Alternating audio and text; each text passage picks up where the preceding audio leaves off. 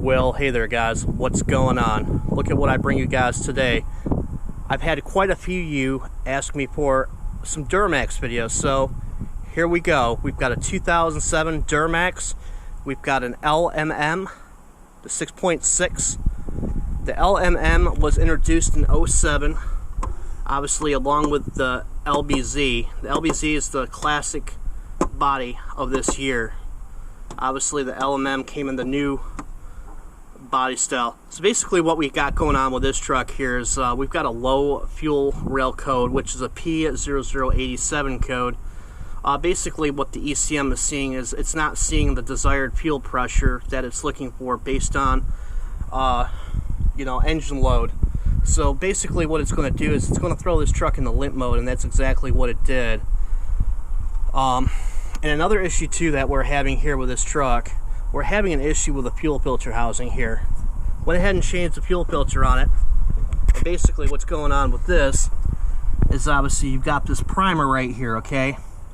You got the CP3. The CP3 pump on these, it's a pull-push pump, okay? It pulls fuel from the tank and obviously delivers the high-pressure fuel to your rails, okay?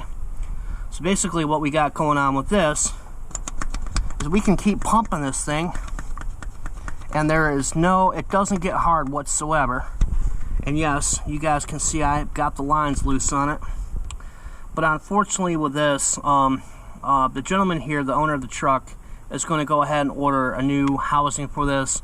We're going to go ahead and get a new AC Delco filter on the new housing.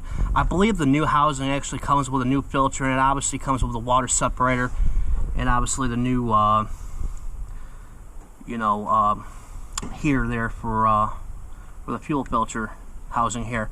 So basically we're going to have to come back on this on another day, and I'll show you guys how to replace that rail plug there. We've got a rail plug.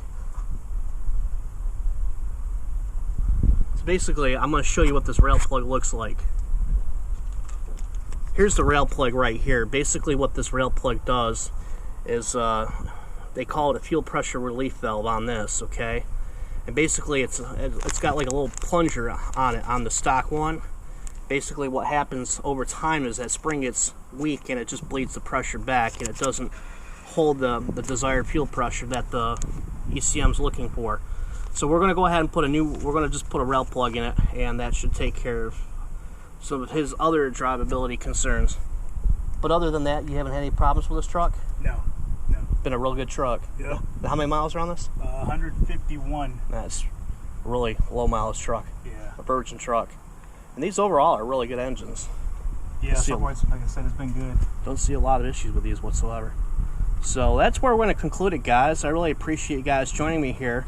Stay tuned for the next video here on this Duramax, where we go ahead and replace the rail plug, and we'll even do a video of showing you guys how to replace the fuel filter housing. They're pretty straightforward there. So we'll catch you guys later. See ya.